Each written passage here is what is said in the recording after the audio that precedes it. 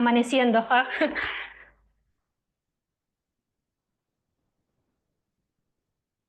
Parece que somos pocos o hay más gente conectada o no hay nadie. Somos tres, pero seguro faltan 2 o 3 minutitos para venir algo más. Perfecto. Sí, sí, esperamos entonces. Genial.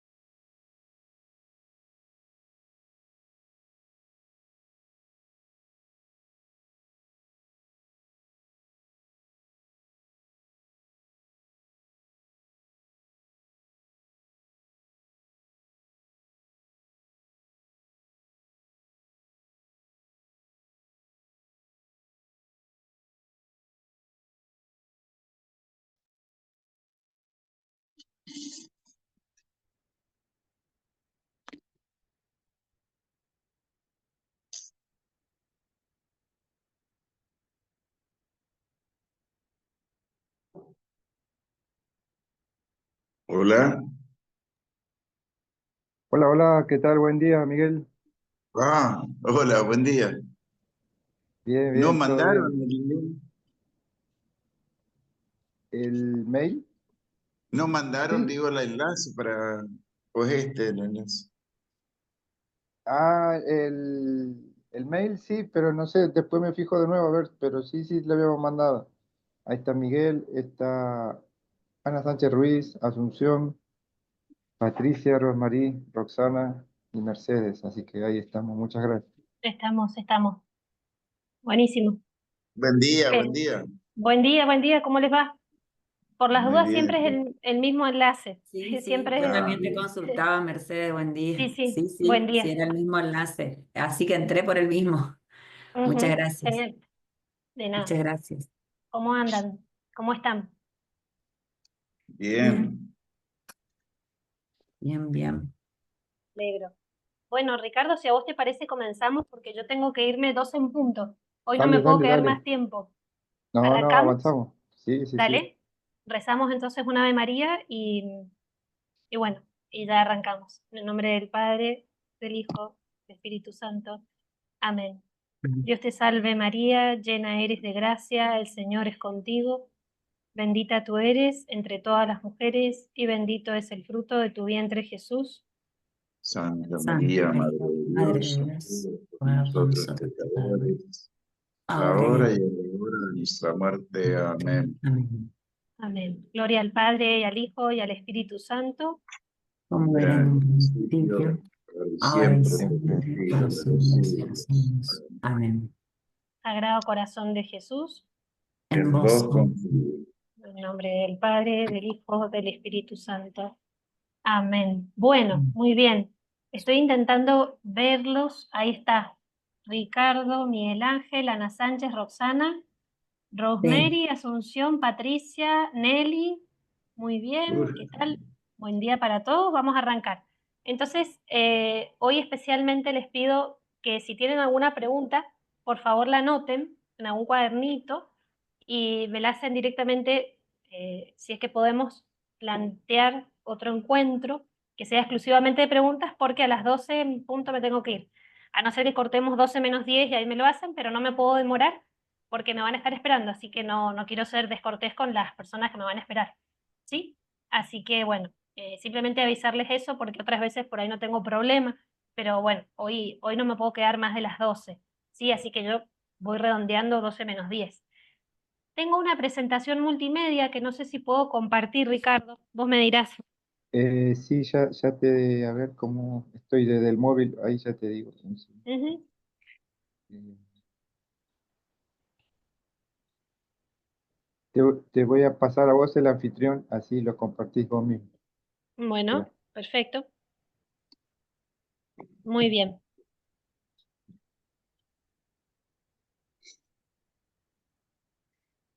No me lo permite todavía pasarlo. Ahora, A ver, ahora sí.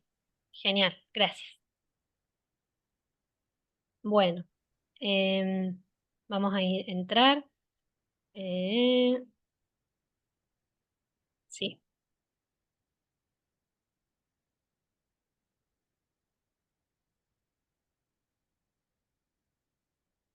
Esperan un segundito. Em, Se me complica porque tengo la pantalla de la compu rota, entonces no alcanzo a ver bien a dónde tengo que apretar. Eh, ¿Cómo era que hacía esto para poder empezar a proyectar la presentación, no? Eh, eh, en el Zoom hay un botón compartir Ujú. y Ahí se ve. ahí se ve, sí, sí, Perfecto. sí. ahí. Bueno, muy bien. Ahí está, gracias. Recuerden entonces, por favor, si tienen preguntas, anotarlas para un próximo encuentro, si es que podemos hacerlo, o bien si llegamos 12 menos 10 corto y me hacen las preguntas, pero no me puedo quedar más de las 12, se los encargo, por favor. Bueno, muy bien. Gustavo Martínez Zubiría es el verdadero nombre de Hugo Guas. Espero que a algunos les suene el nombre de Hugo Guas, porque es un escritor católico, eh, un escritor excelente, argentino, nacido en Córdoba. No obstante, se ha echado un manto de olvido sobre su persona, es poco conocido en los manuales de literatura, ¿no? Es muy poco conocido, pero sus novelas son maravillosas, se las recomiendo mucho para los los grandes, los chicos. Algunos cuentos pueden ser para niños, por ahí a partir de los 10, 11 años, pero sí es una lectura sobre todo para los jóvenes. Y algunas obras quizás más profundas y teológicas para los grandes, ¿no? Vamos a hablar un poquito de quién fue Gustavo Martínez Zuviría, que es su nombre. Hugo Guast es un seudónimo que él se inventó colocando el nombre Gustavo, no me acuerdo en qué idioma, tiene un juego ahí con un idioma. Después les puedo pasar, por supuesto, el dato certero que ustedes lo van a corroborar, ¿sí? No sé si era un idioma eslavo, eso sí, por ahí andaba. ¿Dónde nació Gustavo Martínez Zuviría? ¿En qué época nació? Es contemporáneo al padre Castellani. Hubo una generación de autores argentinos maravillosa. Disculpen si hablo un poquito rápido, yo suelo ir bastante acelerada, pero acuérdense que el material lo van a tener y acuérdense que esto no es una clase, ¿sí? No lo planteen como que yo vengo a dar una cátedra, una cosa que si no tomo apuntes me pasa algo. Siempre lo recuerdo a mis alumnos, sobre todo los que son muy responsables. Acuérdense que esto es para aprender, es un curso, el material les queda. Primero que nada, piensen en descubrir un autor católico que es excelente. Y lo demás se va a dar por añadidura. Bueno, nace un 22 de octubre de 1883. Por casualidad de la vida, fallece un 29, un 28 de marzo falleció, o sea, ayer se cumplió un aniversario de su muerte, ¿sí? Nace en octubre de 1883, un 22 de octubre y fallece un 28 de marzo, ¿sí? Por ahí por los años 60 más o menos.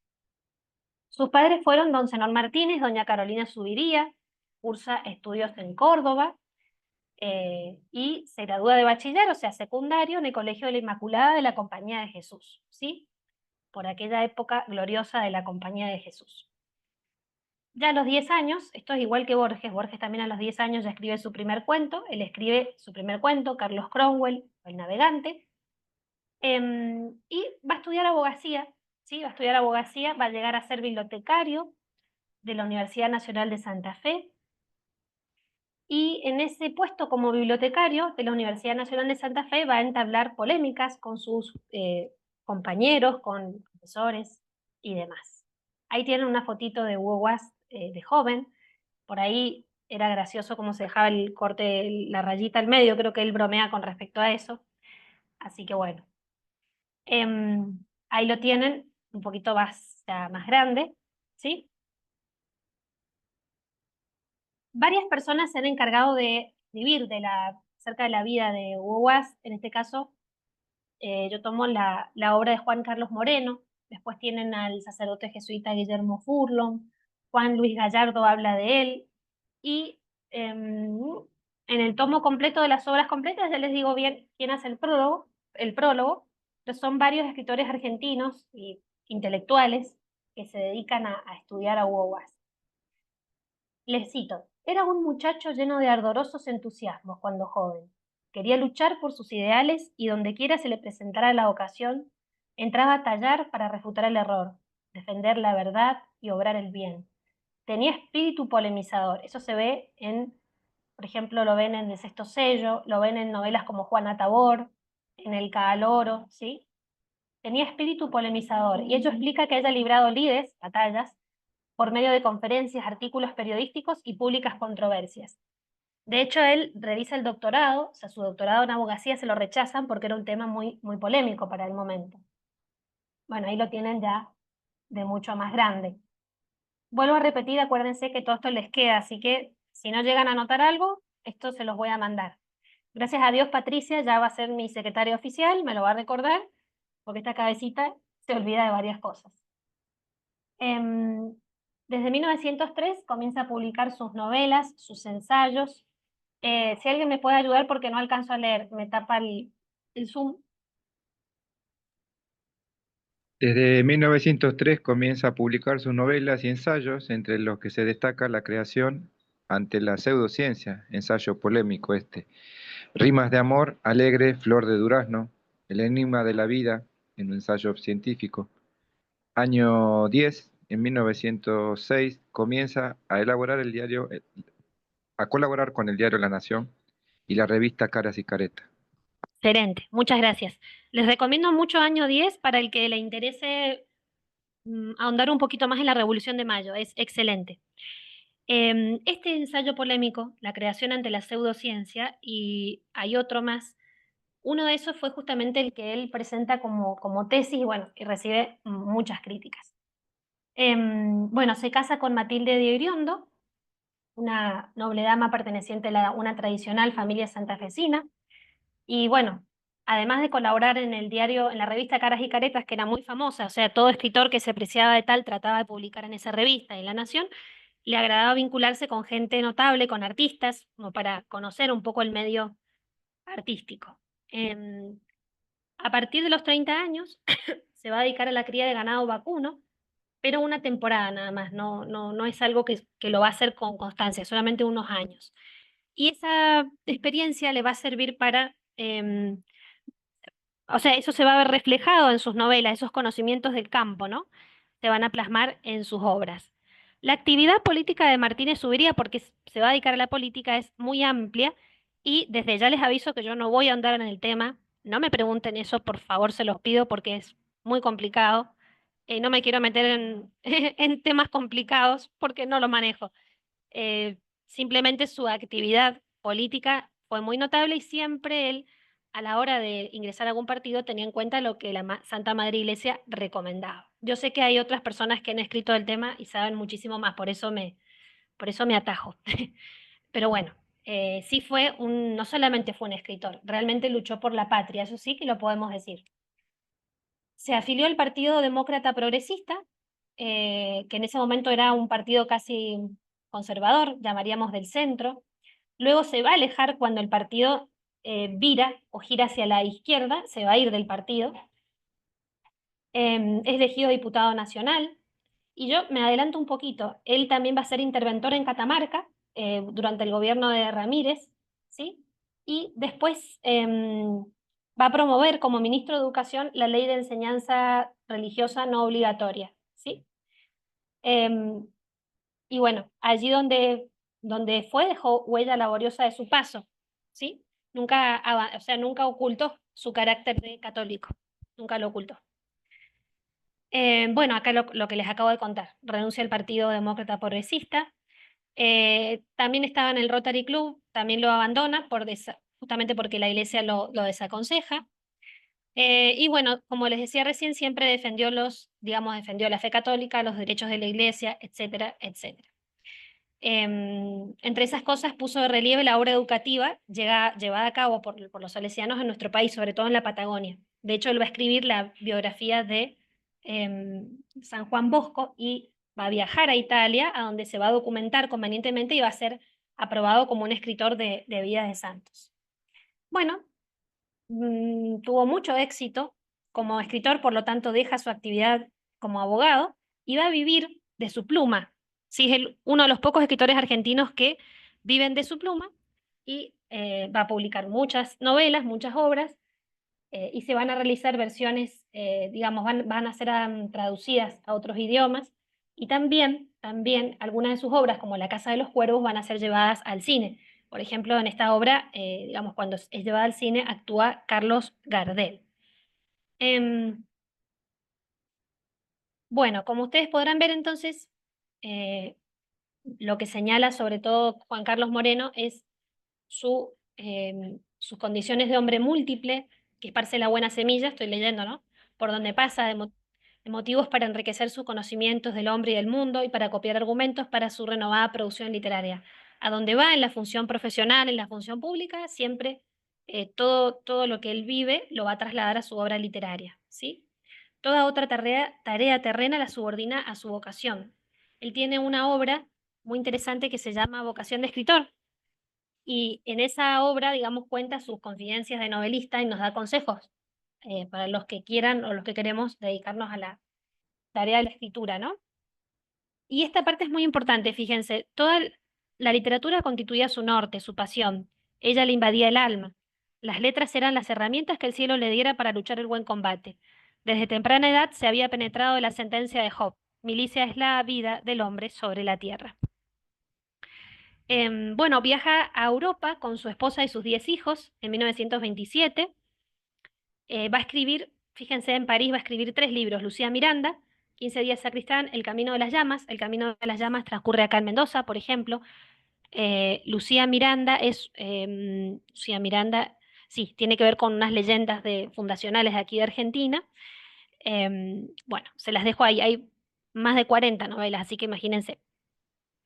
Y en España, es lo que les comentaba un poquito recién, va a publicar, o sea, o va a escribir, o sea, en España, perdón, edita, después de haberse documentado prolijamente en los archivos de Turín, la biografía de Don Bosco, fundador de la Congregación Salesiana, con el título de Don Bosco y su tiempo, en 2 volúmenes, subtitulado Los años de Carlos Alberto y los años de Pío IX. Sigamos un poquito. Bueno, es muy interesante que él viaja a Estados Unidos para firmar contratos de traducción al inglés de sus obras, porque su castellano es tan castizo, tan excelente, que se utiliza para que los jóvenes aprendieran español con las obras de Hugo Boss. Bueno, va a regresar en 1931, lo llama el presidente José Félix Uriburu, le va a confiar la dirección de la Biblioteca Nacional, que había quedado vacante, y va a conseguir muchos libros, va a apartar los libros que no son adecuados para la juventud, va a conseguir colecciones de libros, etcétera, etcétera. Bueno, una fotito de las obras completas. Ustedes tienen las obras completas más viejas, esas que tenemos a la izquierda, en 2 tomos, creo que es la editorial Fax, y luego los 3 tomos de la editorial Gladius. Em, Creo que son 3 tomos, ustedes me van a corregir, yo tengo uno de esos tomos. Bueno, ¿cómo era Gustavo Martínez Zuviría? Sencillo de trato, amable con el prójimo, decoroso en el lenguaje.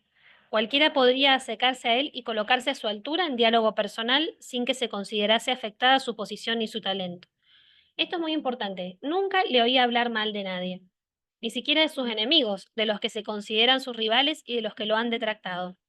Martínez Zuviría era sobre todo un hombre bondadoso y piadoso, de profunda formación teológica, un cristiano práctico de misa diaria y comunión frecuente.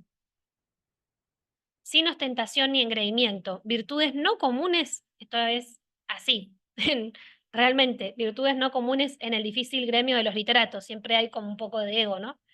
Es notoria su condición de católico militante, decidido defensor de la fe, cada vez que fue necesario manifestarla, sobre todo como apologista o apologeta de la Iglesia. Ahí tienen una foto de la Biblioteca Nacional, ¿sí? Esto es en Buenos Aires, esto por dentro. Yo no sé si en la época de Martínez Zuviría era así el edificio, ¿no? Pero bueno, algunas fotos, no sé si es así por dentro, si alguno de ustedes fue, me lo puede confirmar. Algunas fotos son alusivas, ¿sí? Bueno, esto ya se los comenté recién, hizo una reorganización total de la vieja casa fundada por la primera Junta de Gobierno, separa las ediciones de notable valor bibliográfico de las comunes, actualiza los ficheros, etcétera, etcétera. Ordena la hemeroteca, bueno, etcétera, ¿sí? Bueno. Miguel, perdón. O Ricardo, ¿querés leer un poquito así? Yo tomo un matecito, te lo voy a agradecer. Sí, sí, cómo no. En 1933 fue designado presidente de la Comisión de Prensa del 32 Congreso Eucarístico Nacional, que se realizó al año siguiente. En 1941 fue designado interventor en Catamarca por el doctor Ramón Castillo y tras su fallecimiento del doctor Roberto Ortiz. Por su calidad artística y su acción social, se había hecho acreedor de notables distinciones. Por ejemplo, era miembro de número desde su fundación de la Academia Argentina de Letras y miembro correspondiente de la Academia de la Real Academia Española y de la Academia de Bogotá, en Colombia. Ujú. En 1954 se desencadena la persecución contra la Iglesia acá en Buenos Aires, en Argentina. Martínez Zuviría destituido por Perón de su cargo de director de la Biblioteca Nacional. Además de esto, el político derogó la ley de enseñanza religiosa de la que él era autor. El magnífico creador de tantas conmovedoras novelas fue protagonista entonces de un capítulo de su propia novela Vivida. Se vio obligado a salir de la casa que ocupaba con su numerosa familia en el segundo piso de la Biblioteca Nacional. No tenía casa propia. Fueron días angustiosos aquellos para el escritor, que debió andar de un lado al otro recorriendo con escasos amigos de aquellas horas de tribulación, para encontrar una vivienda decorosa con que cobijarse con los suyos. Hugo Boss no solamente publicó novelas, sino también ensayos y obras de teatro. Justamente en 1902 publica una obrita de teatro, Mi suegra me quiere mucho. Da a luz a un trabajo polémico, el naturalismo y sola, e inicia Los Molinos, Córdoba, su primera novela, Alegre. Al año siguiente publica dos libros, La creación ante la pseudociencia, en un ensayo polémico, y Fantasías y leyendas de cuentos, publica el libro de versos Rimas de amor en el año 1904. Muy bien. Como ven, es una actividad eh, constante, no hay casi descanso. Sigamos un poquito más, léete esta y ya hacemos un comentario, por favor. Muy bien, al año siguiente, La Casa de los Cuervos obtiene el primer premio de concurso de novelas del Ateneo Nacional. El diario La Nación de Buenos Aires publica su folletín de novela Ciudad Turbulenta, Ciudad Alegre. En 1923, la Real Academia Española lo premia con una medalla de oro en su novela Valle Negro. 3 años más tarde, el gobierno argentino le otorga el Gran Premio Nacional de Literatura por su novela Desierto de Piedra. Después viaja a Estados Unidos y allí la Convención Nacional de Escritores de Washington le ofrece un almuerzo y que asistieron 700 personas. Dictó una conferencia en la Universidad George Washington y es recibido por el presidente Calvino Coolidge en la Casa Blanca. Más tarde se entrevista en Londres con Roberto Cunningham Graham y escribe en París su novela Lucía Miranda. Ujú. Esa novela Valle Negro tiene comentarios de Miguel de Unamuno, el escritor, así que hay varios escritores de renombre que lo van a elogiar. Muchísimas gracias. Bueno, ya que estás, porque ya estamos terminando, léete esta última diapositiva y ya comentamos la obra. Bueno, al regresar al Gracias. país asume la dirección de la revista Argentina. La editorial Fax de Madrid publica 2 volúmenes, sus obras completas. En 1958 celebra sus bodas de oro matrimoniales y la de su primera novela. También publica la obra histórica Año 10. Viaja después 6 meses a España y a su término da término a la última novela de publicación póstuma, Autobiografía del hijito que no nació. El 28 de marzo de 1962 en Buenos Aires fallecía el incansable escritor. Las razones de su muerte no son explícitas en su biografía. Según refiere Moreno, su féretro fue conducido a la iglesia del Salvador, donde se ofició una misa de exequias con responso. Fue sepultado con la sotana de los hijos de San Ignacio de Loyola. Por disposición del extinto, no hubo discursos en el sepelio. Sin embargo, su gran amigo, el padre Guillermo Furlón, pronunció unas breves palabras, un encomio, desde el púlpito. Excelente. Muchísimas gracias. Em, Como verán, una actividad, como les decía, incansable. Les recomiendo muchísimo Autobiografía del hijito que no nació, es muy, muy bella, especialmente para leer ahora que celebramos, por un lado, la encarnación, como fiesta litúrgica, obviamente, y recordamos el Día del Niño por Nacer, es bellísima. A veces se puede llevar, yo la he visto presentada como obra de teatro, es muy bonita. Bueno, em, ¿qué más? Su esposa, bueno, le dice su biógrafo que obviamente los personajes femeninos se inspiran en su esposa, tuvo 12 hijos, 55 nietos, 2 bisnietos, en realidad esto por supuesto que creció la prole, y cuando viaja a Europa con ellos hay una anécdota muy bonita, porque ellos viajan o sea, van a visitar un zoológico, entonces bueno, había un elefante y ellos le dicen al encargado del zoológico que querían ver el elefante. Y este les dijo, no, dice, yo voy a llamar al elefante para que los vea a ustedes, porque estaba él, su esposa y los 12 hijos. Entonces fue muy, muy gracioso el chiste, el comentario, ¿no? Bueno, ahí lo tienen a don Hugo Wast, ahí está con su familia, de mayor a menor, con su esposa, ahí con los nietos, varios de sus nietos. También él señala a su biógrafo que no le molestaba escribir mientras estaban sus nietos en su escritorio o cerca de su escritorio, para nada. Bueno, y eso simplemente con respecto a la vida de Gustavo Martínez Zuviría. Yo les he traído para compartir, vamos a leer un poquito. Primero que nada, yo les quería leer un pequeño cuento, una reflexión para que conozcan la pluma de él, ¿sí? Este, fíjense, este libro tiene como pequeñas reflexiones, cuentos, tipo ensayito, que se llama Naves, Oro, Sueños, ¿sí? Naves, Oro, Sueños, muy fácil de ver, digamos, por la portada, leerles un poquito, y también eh, tengo varias obras de él que han sido escaneadas, así que les voy a compartir. Todo lo que de Hugo vale la pena, sinceramente. Solo que por ahí hay que ver las edades, en qué momento lo quiero leer, por qué lo quiero leer. Por ejemplo, hay una novela muy bonita. Si ustedes tienen algún amigo, amiga, familia, que le esté costando perdonar, bueno, la novela se llama La que no perdonó. Así que, bueno, ahí lo tienen. Vamos a leer igual, les voy a leer un poquitito de esta, de Naves, Oro, Sueños. Y después vamos a hacer un poquito también como hicimos el otro encuentro. Bueno, vamos a leer un poquito compartiendo en pantalla otro libro, ¿sí? Así que como les digo, acá tiene pequeñas reflexiones, parece más bien crónica, parece que lo escribe con respecto a sus viajes, que tiene varios viajes, ¿no? Así que bueno, espero que se escuche bien y también sepan que tiene que ver con temas autobiográficos, ¿no? Fíjense del principio.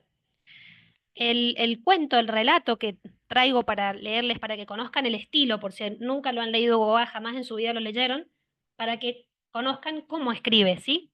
Cómo es su escritura. El cuento se llama La Misa de las 6. La Misa de las 6. Cuando mi hijito Jorge fue por primera vez a su colegio de Spinkhill en Inglaterra, tenía 9 años.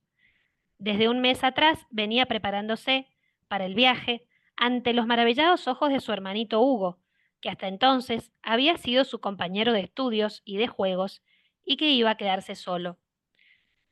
En la imaginación de ambos aquel viaje adquiriría proporciones desmesuradas.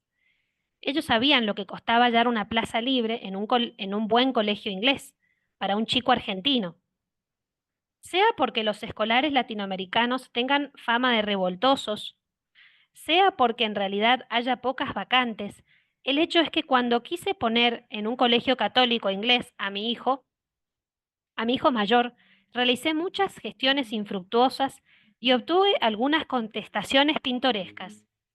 Por ejemplo, el rector del Beaumont College, cerca de Windsor, un viejo padre jesuita, al enterarse de mis deseos y de las recomendaciones que llevaba, revisó sus libros y me respondió seriamente: sí, le voy a dar la primera vacante que se producirá. Muchas gracias, padre, pero no es para este año. ¿Para cuándo entonces? Estábamos a fines de 1927 y yo me imaginé que la tal vacante sería para 1928. Por poco me echo a reír cuando el rector, leyendo en su libro, me dice: es para 1942. ¿Cómo es el nombre de su hijo? Querrá decir de su nieto, pues. De su nieto, padre, pues lo que es para entonces mi hijo no necesitará colegio. Bueno, repuso el rector tranquilamente, mándeme a su nieto. Y se disponía con toda flema a anotar el nombre del nonato. No se moleste, padre, repuse un tanto picado. El nombre de mis nietos no lo sabe más que Dios. Cuando yo lo sepa, daré una vueltita por aquí. Muchas gracias, hasta entonces. El rector se encogió de hombros y me dejó partir sin comprender. Yo tampoco había comprendido. Después me explicaron que es tal la demanda por vacantes en los colegios católicos afamados que se acostumbra a inscribir a los niños con muchísimos años de anticipación, a veces cuando no tienen más que 3 o 4 y a veces de recién nacidos. Por fortuna, algún tiempo después conseguí una plaza libre en los primeros grados de Mount St. Mary College, otro colegio de jesuitas cerca de Chesterfield, y entró mi hijo mayor, cuando no tenía 12 años. Y como, pasado algún tiempo, me avisaron de otra vacante, no vacilé en mandar a Jorge, que recibió la nueva con extraordinaria alegría. Partió a Inglaterra como un pajarito, a quien abre la jaula, aunque la verdad es que la jaula se iba a cerrar, dejándolo prisionero, por primera vez en su vida. Su madre y yo Acompañamos hasta Londres a los dos hermanos. El mayor iba tristón y seriecito, pues ya que el viaje no tenía la atracción de la novedad. Y Jorge, alegre y saltarín, incapaz de disimular su dicha, con la cual resentía y escandalizaba a su madre. Y así fue como Hugo perdió por primera vez su compañero de juegos y de colegio. Empezó a ponerse triste y marchito, y un día se animó a pedirme que escribiera a Mount St. Mary College por si querían admitirlo a él también. La respuesta llegó pronto y en forma terminante. Solo podían recibir a Hugo, atendida su edad de 7 años, en un colegio anexo de señoritas. La carita redonda de Hugo se puso bermeja de indignación. ¿Yo? ¿En un colegio de señoritas? Muchas gracias. Estudiaba sus primeros libros. Iba temprano a la escuela del Petit Père, hermanos de las escuelas cristianas, donde pasaba el día hasta la tarde. Al volver, entraba en mi escritorio y me pedía borradores para copiarlos en la máquina, que no tiene ya secretos para él. O se ponía a mirar las figuras de una historia de los judíos por Josefo, en una maravillosa edición que lo encanta, pues ha visto por su fecha que tiene casi 300 años. Su mayor placer es salir conmigo sin rumbo por las callejas evocadoras y novelescas del viejo París. Un sábado me propuso ir al día siguiente conmigo a la misa, que yo suelo asistir. Yo voy a misa de las 6 de la mañana, le dije. ¿Te levantarás a esa hora? Sí, si me despiertan, sí. Pero es invierno y en la calle será de noche y hará mucho frío. Me levantaré el cuello del sobretodo y ya no tendré frío. Bueno, mañana te despertaré yo mismo. ¿Seguro? ¿Me despertarás? Se duerme con esta preocupación. Al día siguiente, a eso de las 5, voy a su cama y lo hallo tan profundamente dormido, que se me antoja una maldad despertarlo, solo por complacer un efímero capricho. Hugo tiene los cabellos rubios y las mejillas rosadas. En la derecha solamente se le forma un hoyuelo. Abierto esa marca de alegría y adivino que está soñando con algo que lo hace reír. ¿Cómo arrancarlo a sus alegres visiones? Hugo tiene las pestañas oscuras como una cinta de seda que ciñe sus ojos, y la boca de un dibujo muy fino, roja y cerrada, y seria en ese momento. Sus ensueños no alcanzan a desvanecer su propósito. Seguramente en su pequeño cerebro brilla en ese instante, fija como una estrella, la idea de ir a misa conmigo. Hugo, ¿vamos a ir a la misa de las 6? Abre los ojos, me mira y se acuerda súbitamente. Dicen que el más chiquito de mis hijos varones, Marcelo, que tiene 4 años, es perezoso. No sé, veremos más tarde. Pero sí sé que ninguno de sus 3 hermanos mayores tiene ese defecto. Al contrario, la voluntad en ellos es un resorte bien templado, como la cuerda de un reloj. Son tenaces. Son tenaces, pero no tercos. Yo abomino la terquedad, que nunca es indicio de carácter, sino de vanidad. El terco se siente débil y se avergüenza de ceder a lo razonable, temiendo que descubran su defecto, y con la misma fuerza inconsciente con que un mono se prendería de una reja, se agarran ellos de la más necia resolución. El alma floja y fatua es prisionera de la vanidad, y no tiene fuerzas para liberarse. El terco hace lo que es más fácil. Más fácil es resistir a los otros con obstinación que vencerse a sí mismo, con verdadera voluntad. Comprendiéndolo así, trato de descubrir lo que en un niño es obstinación y lo que es voluntad, y persigo sus terquedades y aliento sus propósitos. No quiera Dios que me equivoque. Los 3 mayores poseen este precioso resorte de las almas, y en cuanto al más chiquito, ya veremos. Cuando la llama de su alma de su almita, funda un poco del espeso y tibio colchón de grasa infantil que ahora la envuelve. Hugo se ha vestido a prisa y sale precediéndome, envuelto el cuello en su bufanda. Hace un año, en esta primera quincena de febrero, una ola de frío inundaba Europa. A las 6 de la mañana había en París, en esta misma calle, cerca del Arco de la Estrella, 15 grados bajo cero. En cambio, el actual invierno va pasando con una extraordinaria dulzura. Fortuna para los pobres, digo yo, pensando en alta voz, mientras bajamos la calle de Armaillé hasta la de San Fernando, en cuya esquina está la iglesia. Y para los chiffoniers, añade mi joven compañero, que en días pasados ha visto un film representando la pintoresca y penosa vida de los traperos en París. Ya me son familiares los chiffoniers, y conozco a varios que todas las madrugadas se instalan en mi calle y en todas las calles de París y a la luz de un farolito revuelven con las manos los tarros de basura. Se parecen algo a nuestros atorrantes, pero el atorrante es un bohemio, sin familia, sin ocupación, sin casa. Se parecen también a los cirujas, según llaman en Buenos Aires, con lengua rabalera, a los tipos que escarban la basura en los sitios donde se la deposita y quema.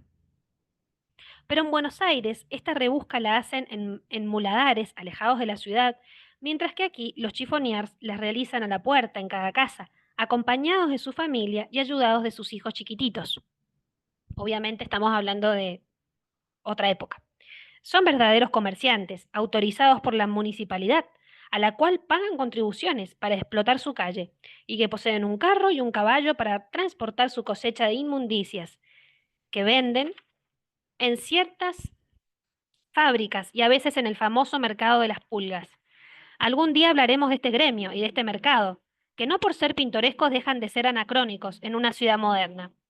Hugo los ve con pasmo y compasión, y considera que su oficio es el más miserable y triste que haya en el mundo, puesto que deben levantarse antes del alba y trabajar con frío y con lluvia sin descansar ni los domingos.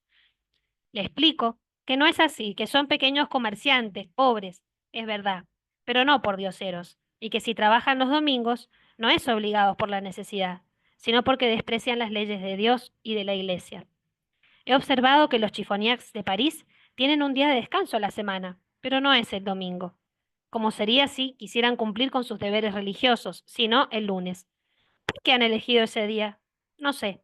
Tal vez porque en la noche del domingo se han acostado tarde y el lunes tienen que dormir la mona. En las capas populares de estos grandes pueblos reina un paganismo desolador. La miseria de las almas es incomparablemente mayor que la miseria material. Hugo vuelve a hablarme. Qué contentos se pondrían los chiffoniers si encontrasen en la basura una cucharita de oro. Sí, le respondo yo, y se me ocurre un apólogo para contarle.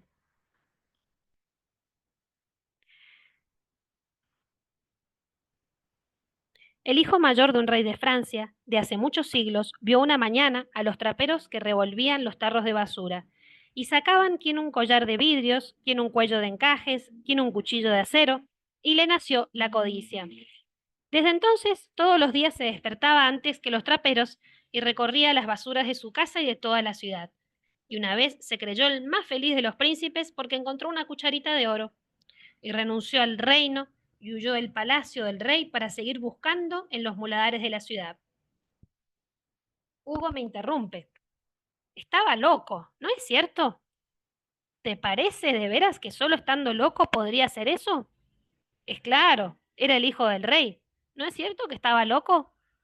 Sí, le respondo, pero no están menos locos los que son hijos de Dios, que es el más grande de los reyes, y algún día deben heredar el más hermoso de todos los reinos, y sin embargo reniegan de Dios, que es su Padre, y renuncian al cielo, que es su herencia, por buscar una cucharita de oro en las basuras del mundo. ¿No te parece, Hugo, que también están locos? Hugo se detiene y piensa. Me gustaría ver a través de su frente, perdón, Hugo se detiene y piensa. Me gustaría ver a través de su frente pura como un cristal el choque de sus pensamientos en su cerebro infantil.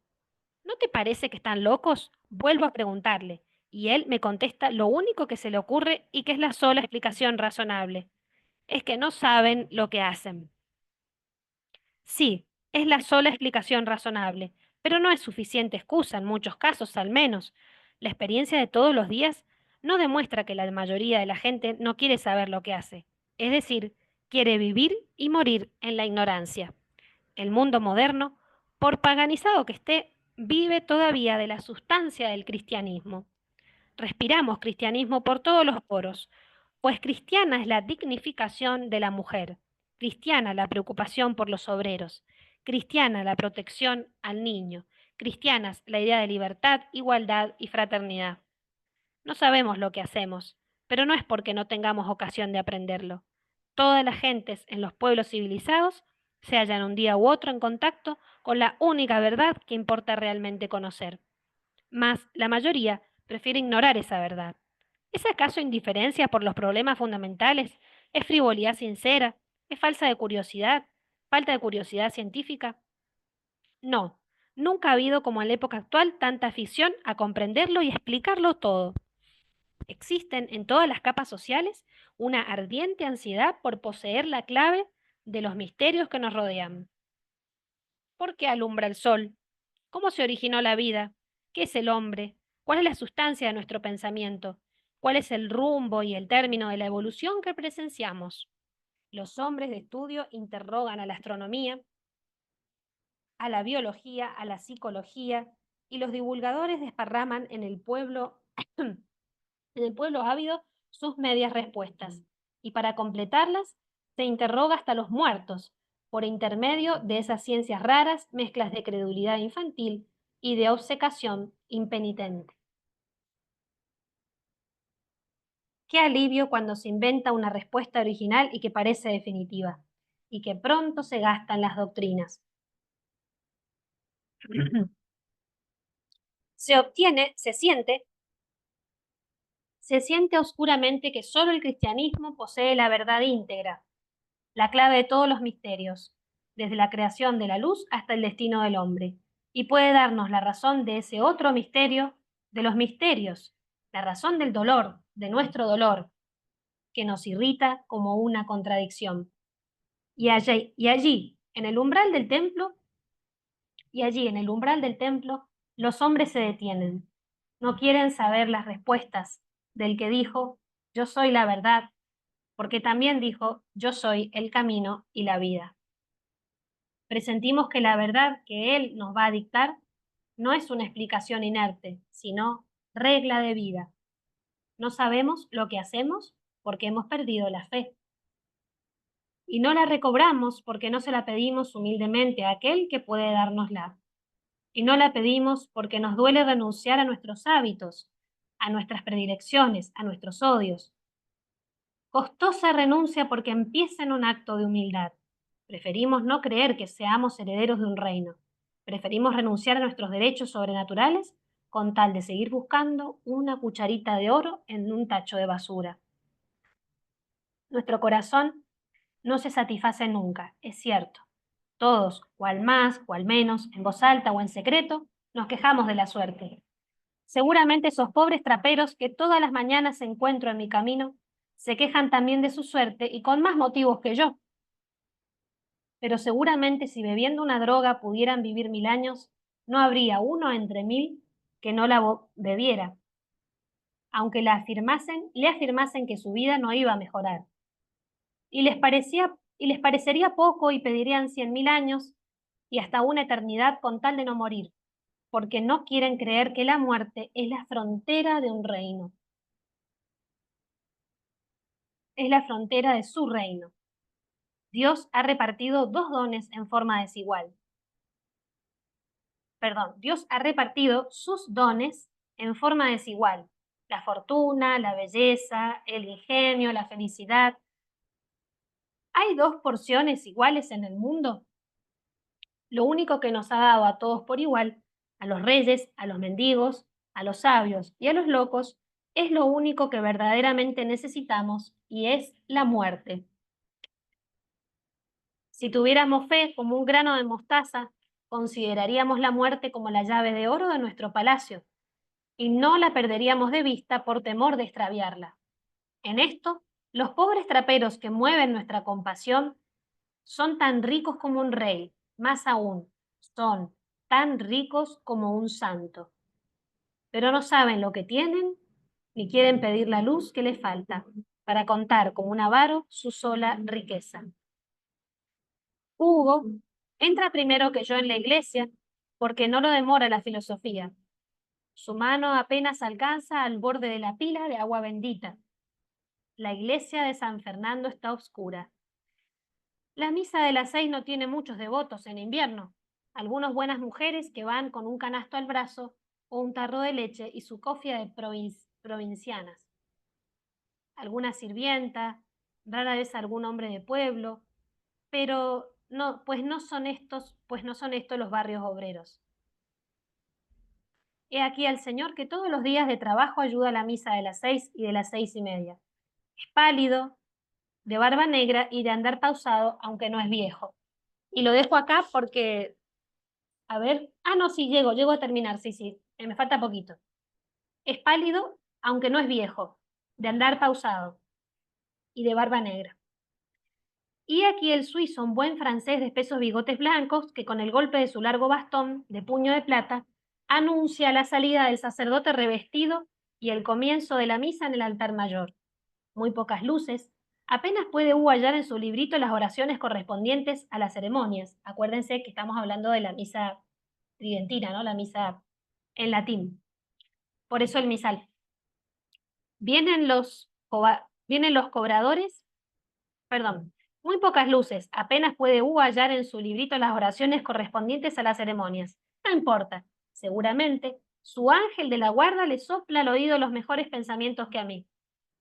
Vienen los cobradores de las sillas. En las iglesias de Francia no existen los largos escaños de las nuestras. Solo sillas y reclinatorios de paja, y el ocuparlos cuesta 15 céntimos. Con esta suma ínfima se reemplazan los que en el uso se van destruyendo. Hugo entrega a la cobradora, que ya lo conoce, y es su amiga, una pieza de níquel, yo otra. Luego viene el suizo, golpeando con el bastón acompasadamente. Pour l'entretien du culte, s'il vous plaît. Y todos echan en la escarcela del sacristán o del sacerdote, a quien el suizo precede su limosna para el sostenimiento del culto. Pienso en los milagros de economía que deben realizar los curas para mantener el decoro de sus iglesias, porque el franco vale ahora la quinta parte de antes, pero las limosnas apenas son más que antes. Hugo comulga a mi lado y no dejan algunos de mirarlo con sorpresa. Todavía en el suelo de Francia hay raicecillas del viejo jansenismo que solo de tarde en tarde permitía la comunión a los mayores y nunca a los niños antes de los 14 años. Terminada la misa me levanto y mi hijo me dice: «Mamá siempre va a visitar la Teresita. Vamos allá». Rarísima es la iglesia en Francia, y tal vez en el mundo entero, que no tenga un altar o por lo menos una imagen de Santa Teresita, de Niño Jesús, ¿no? En San Fernando existe una blanca de gran tamaño, siempre con flores y cirios, y encuadrada, ya con plaquitas de mármol que atestiguan la gratitud de sus devotos. Rezamos un ratito delante de ella y salimos. Empieza a aclarar la mañana, pero todavía en las 12 avenidas de la Estrella arden los focos de gas. Hugo me pregunta: «¿Por quién rezaste a Teresita?». Y yo le respondo: «Por tu mamá, por tus hermanitos, por tus abuelitos, por tus padrinos y tus amiguitos. ¿Y tú por quién rezaste?». Su oración ha sido más corta y más sencilla. Me lo confiesa entre sonriente y ruborizado. «Por los chiffoniers». Al volver a casa vemos a la familia de traperos de la calle de Armaillé desayunándose en uno de esos cafecitos populares que allí llaman bistró. Los tres, el padre, la madre y la hija, están de pie, junto al mostrador de zinc. El padre y la madre tienen, además de una taza de café, una copita de aguardiente. Los tres cortan su pan en rebanaditas que mojan en el líquido caliente. Por cierto, que no se les pasa por la imaginación ningún escrúpulo higiénico, a pesar de que sus manos no están muy pulcras. La higiene para los hospitales. Las personas de buena salud no la precisan. Continúo mi camino sintiendo a mi lado los pasos menudos de mi hijito silencioso. Pienso que si las riquezas espirituales se pudieran condensar en piedras preciosas, ese día todos los traperos de París tendrían una gran alegría, pues en su tarro de basura encontrarían cada uno su anillo de brillante, la oración de Hugo. Qué verdad es que ignoramos nuestras mejores riquezas. París, 8 de febrero de 1930. Bueno, y ahora le dejamos acá para que me hagan sus preguntas y comentarios, si han leído Guaguá, si no lo han leído, y nos quedan justo 8 minutitos para preguntas.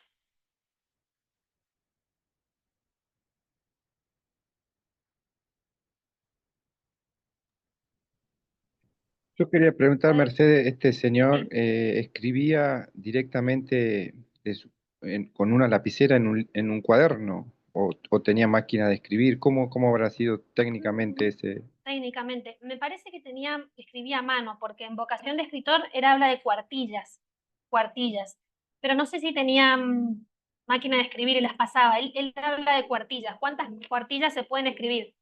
Y él decía que por lo menos para escribir una novela tenía que dedicarse 2 horas semanales a la escritura, y ahí iba a sacar una novela, algo así como una novela cada año o una novela cada 2 años, más o menos. Pero desconozco si usaba máquina de escribir, porque ya te digo, era a mano. A lo mejor alguien se las pasaba.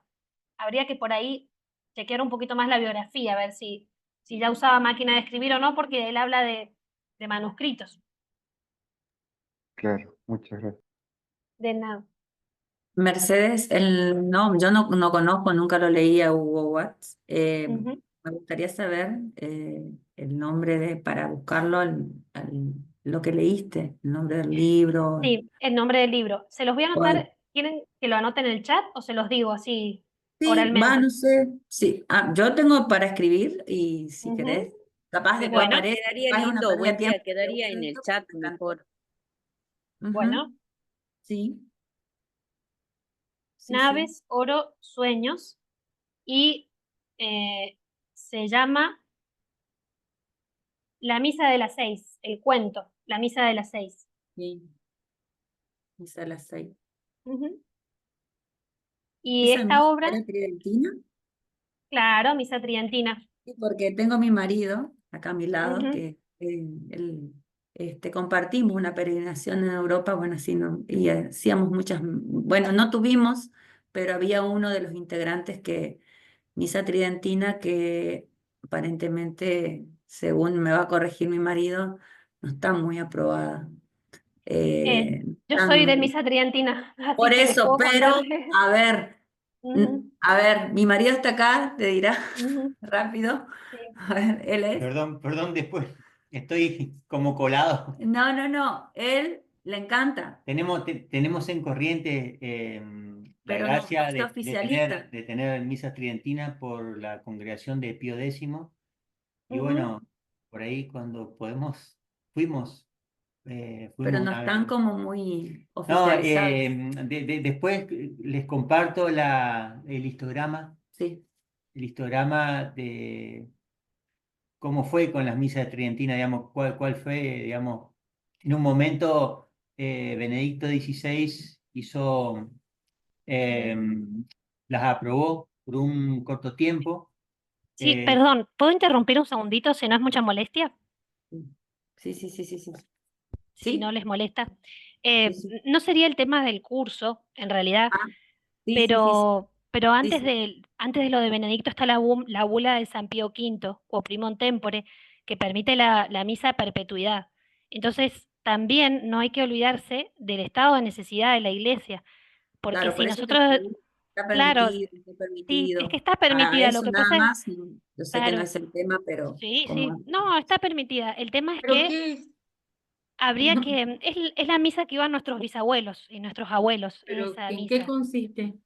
Así a Miren, grandes rasgos. si No hay pasa que ya tiempo. son, Sí, no hay No, tiempo, tranquila, No tranquila. hay tiempo. Vamos sí, a no nos da generar el un tiempo. encuentro. después Vamos a capaz generar en la próxima, ¿no? Yo te No no nos te da Sí, el sí, tiempo. sí. preguntaba porque Vamos a quería saber generar un más. encuentro para hablar sobre estas cuestiones de misa Sí, tridentina, si es es válida, súper si no es válida, importante, todas estas valiosa, cuestiones. sí, Y Porque obviamente vamos sí. es muy a linda. colaborar a aquellos que no la Y conocen, que la conozcan eso, y que se acerquen, así que eso no hay perfecto, problema. Ricardo. Sí, Perfecto. Y sí. perdón que no Pero haya mencionado, respecto, pero No, está bien, no, yo sale encantada, bien pero no hay porque tiempo.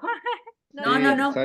sale al Sí, caso porque justamente hemos tratado todo este curso Sí. que hoy por ahí llega al final, pero Hemos tratado justamente literatura católica. La literatura después también nos lleva a los sacramentos también, y hemos visto de la mano de Mercedes muchos autores muy devotos y muy tradicionales, con lo cual hay que volver a esos autores y obviamente también tratar de volver a los sacramentos de siempre, la misa de siempre. Así que Claro, les claro. prometo que los voy a invitar, y junto con Bueno, Mercedes ahí vamos a organizar alguna clase magistrales o encuentros para que magistrales lo para hablar conozcan. sobre, para Sí, hablar, por porque supuesto. muchos no la conocen, pero bueno, el día de hoy, y No hay ya tiempo. quedándonos 2 minutos, quería un poquito también cerrar, agradecerle en nombre de todos y en el mío propio a Mercedes por haber dispuesto de su tiempo y de su agenda en acompañarnos todos estos 5 sábados que fueron de marzo, en aprender de muchos buenos y católicos escritores a los cuales debemos llegar, tratar de conseguir sus libros, tratar de fomentar la lectura en los jóvenes, y obviamente que sirva para seguir adelante como católicos defendiéndose y firmes en la fe. Así que sé que Mercedes también por ahí tiene una actividad ahora, y dentro de poco yo también con esto del Zoom, porque hoy es la marcha por la vida en defensa de los niños por nacer y demás acá en Buenos Aires. También se repite en Uruguay el día de mañana, mañana domingo, y así. Entonces, agradecerles a todos la participación, el esmero, el tiempito que se tomaron, agradecerles que también nos acompañen en la próxima, que vamos a hablar sobre esto de misa tridentina. Ya le vamos a poner una forma con Mercedes y lo vamos a invitar para conversar sobre esto, conocer y profundizar. Así que, si les parece bien, damos gracias a Dios, hacemos un Ave María, Sí, sí. poniendo juntos Ricardo, las intenciones de cada uno de ustedes sí, y obviamente de Mercedes. Así que sí, rezamos. sí. María, Mercedes, decí tus palabras. Sí, no, quería agradecerles a todos muchísimo y contarte que la mayoría de las chicas y caballero presente querían una clase extra para preguntas. Entonces no sé si podemos pautar tal vez esa clase. Yo quedé en pasarles también una especie de estipendio mínimo como para colaborar con esto porque, bueno, la vida docente es así, pero no sé si lo podemos pautar para más adelante, cómo querés que hagamos, si no les avisamos por WhatsApp. Y eso Si por un quieren, lado. Sí, ya que estamos todos juntos, usamos este mismo Zoom el sábado que sí, viene, sí, y en una hora se juntan con Mercedes. perfecto. A la misma hora, de 11 a 12, de Sí, 11 a sí, 12, perfecto. yo lo pongo a disposición usando el mismo enlace, el mismo forma de El entrar, mismo, sí, para sí, no sí. cambiarla.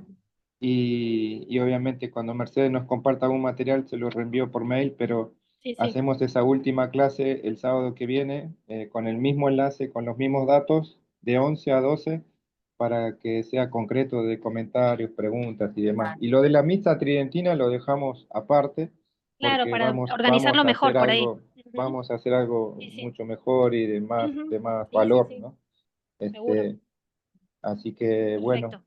Perfecto. Sí, no, perfecto. sí, ¿alguno se Yo anima a feliz, rezar, perdón, Ana? un solo corto. Yo feliz que sigamos juntándonos, porque me parece que esto abre puertas justamente a poder continuar con todo lo que tiene que ver con la fe católica. Así que me parece que sería buena Sí, instancia esta.